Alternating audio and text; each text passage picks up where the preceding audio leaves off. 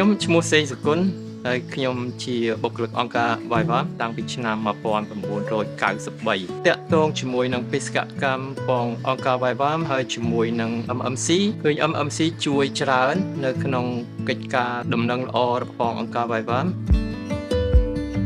ខ្ញុំឈ្មោះខំភុនស្រុកកំណើតរបស់ខ្ញុំគឺនៅសៀមប៉ាងនេះតែម្ដងខ្ញុំជាអ្នកដឹកនាំក្រុមជំនុំនៅសៀមប៉ាងហើយនឹងនៅតាមក្រុមផ្សេងៗទៀតនៅក្នុងស្រុកសៀមប៉ាងខ្ញុំបានចូលធ្វើការជាមួយអង្គការ Viva នៅឆ្នាំ2000ដោយសារនៅក្នុងអង្គការ Viva យើងមានគម្រោងឬមានកម្មវិធីច្រើនកម្មវិធីមួយក្នុងចំណោមកម្មវិធីទាំងអស់គឺតាក់ទងជាមួយនឹងការជួយដល់អ្នកជំងឺក្រីក្រដែលគ្មានលទ្ធភាពព្យាបាលឬពេទ្យនៅស្ទឹងត្រែងមិនអាចព្យាបាលគាត់បានយើងបានបញ្ជូនគាត់ទៅជាមួយ MMC និង Viva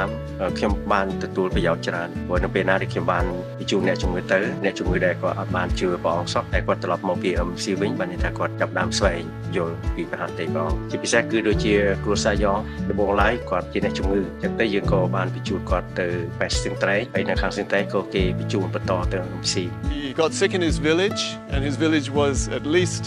half a day's journey to get to the nearest health center. They didn't know what to do and by this time the sort of paralysis has reached up to maybe his abdomen. So they asked YWAM to take him to Phnom Penh, which we did, and by the time he arrived at the MMC, he was totally paralyzed and beginning to have difficulty breathing. នៅពេលគាត់ត្រឡប់មកពី MMC វិញដូចជាគាត់មានគំនិតមួយដែលគាត់ចង់យល់ពីព្រះហើយវាជាពេលវេលាព្រមគ្នានឹងការដែលពួកខ្ញុំបានទៅផ្សាយនឹងល្អនេះទៅនោះអញ្ចឹងគាត់ក៏ចាប់អារម្មណ៍ពីព្រះថែមទៀតជំរាបសួរ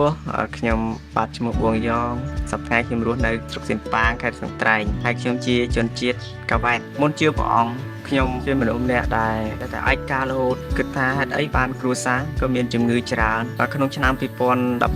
ខ្ញុំធ្លាក់ខ្លួនឈឺហើយមណ្ឌលសុខភាពសៀមប៉ាងជួយខ្ញុំអត់បានអង្គការ Viva គាត់ជួយបញ្ជូនទៅមន្ទីរពេទ្យខេត្តជួយអត់បានគាត់បញ្ជូនតដល់មន្ទីរពេទ្យមេត្តាករណាហើយនៅទីនោះដែរគ្រូពេទ្យក៏បានជួយព្យាបាលហើយមានគ្រូ2នាក់គាត់បានអធិដ្ឋានស្រាប់តែមានវិញ្ញាណអីដែលចេញពីខ្លួនខ្ញុំតែម្ដងហើយស្រាប់តែខ្ញុំដឹងខ្លួនហើយឪពុកខ្ញុំគាត់សប្បាយចិត្តមែនតើឪពុកខ្ញុំគាត់មានចិត្តចេះជួលក្នុងការនាំគ្នាថ្វាយបង្គំបន្តមកទៀតស្រាប់តែមានវិញ្ញាណចូលក្នុងមនុស្សពីមនុស្សម្នាក់ទៅមនុស្សម្នាក់ហើយអ្នកភូមិគេឃើញអញ្ចឹងក៏ហៅអ្នកដែលជឿព្រះទៅអធិដ្ឋានដេញតែវាអត់ព្រមចេញហើយក្រុមជំនុំចេះតែបន្តអធិដ្ឋានពីមនុស្សម្នាក់ទៅមនុស្សម្នាក់ទៀតហើយរហូតដល់វាចេញហើយដំណឹងនេះក៏បានលឺដល់អ្នកភូមិជាច្រើនអ្នកហើយក៏បានទួលជឿទៅលើព្រះបាន50គ្រួសារយេស៊ូបាទខ្ញុំឈ្មោះគឹមប៊ុនឋានខ្ញុំជាជនជាតិកាវ៉ែតបច្ចុប្បន្នខ្ញុំបានបម្រើការជាមួយអង្គការ Viva ដែលមានរយៈពេលប្រហែល10ឆ្នាំខ្ញុំកាន់ខាងកម្មវិធីអក្ខរកម្មពីរភាសាដែលបង្រៀនជាអក្សរខ្ញុំបានជឿព្រះយេស៊ូវគ្រីស្ទតាមរយៈកម្មវិធីអក្ខរកម្មនឹងឯងគោលបំណងរបស់អង្គការដែលបង្រៀនអក្សរនេះគឺដើម្បីឲ្យជនជាតិកាវ៉ែតបានរួចផុតពីភាពអក្ខរជនដើម្បីចេះអានព្រះបន្ទូលនៅក្នុងគម្ពីរយើងមានបទពិសោធន៍ជាមួយគ្រួសារយ៉ងជាឪពុករបស់យ៉ងដោយសារយើងជាអ្នកដឹកនាំអ្នកគ្រប់គ្រងក្រុមជំនុំនីតិនេះយើងឃើញថាគាត់មានសក្តានុពលគាត់ខ្លាយទៅជាអ្នកដឹកនាំក្រុមជំនុំនីតិនោះបានជាងក៏យើងបានលើកទឹកចិត្តគាត់ឲ្យគាត់ចាប់ផ្ដើមធ្វើអ្នកដឹកនាំនីតិនោះឲ្យគាត់បានផ្សាយនឹងល្អនៅភូមិរបស់គាត់ហើយរហូតមកដល់សប្តាហ៍គាត់មានអ្នកដែលចូលជឿព្រះអង្គ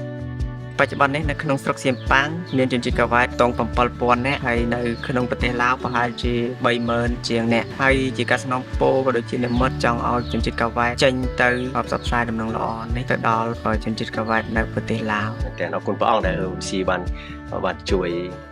ដើម្បីឲ្យប្រជាជនយើងនៅទីនេះបានស្គាល់ព្រះអានេះច្រើន